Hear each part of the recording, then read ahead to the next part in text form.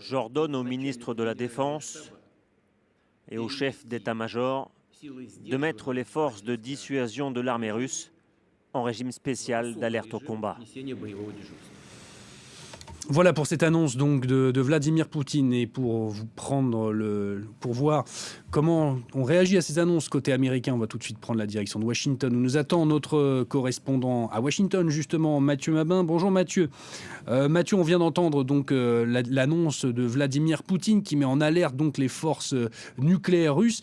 Quelle est les réactions de la Maison Blanche à cette menace nucléaire brandie donc par la Russie de Vladimir Poutine ?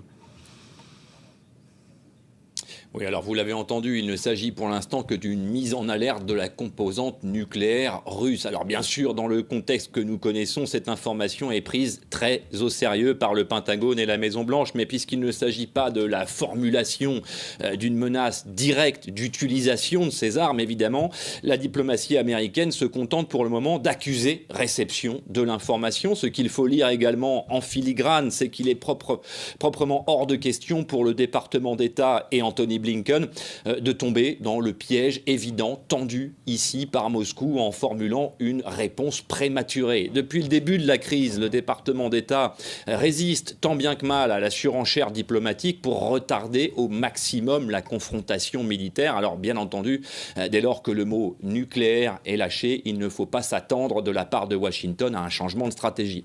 Ce que nous pouvons constater néanmoins, et de l'avis de tout ce que la capitale américaine compte de diplomates concernés, c'est que le monde fait désormais face à la situation la plus tendue depuis la crise de Cuba au début des années 60, tout simplement. Il n'y a concrètement aucune raison rationnelle pour que Vladimir Poutine brandisse l'arme nucléaire, mais ce qui doit raisonnablement nous préoccuper, c'est que la situation actuelle en Ukraine est déjà qualifiée d'irrationnelle par une majorité de chancelleries occidentales. Mathieu, Washington, on l'a vu, est actif diplomatiquement, mais les Américains jouent-ils un rôle et sont-ils présents sur le terrain militaire en Ukraine ? Oui, le Pentagone n'en a jamais fait mystère. Il y a des conseillers américains auprès des troupes régulières ukrainiennes, des officiers de l'armée américaine insérés dans les états-majors ukrainiens dont la fonction est double.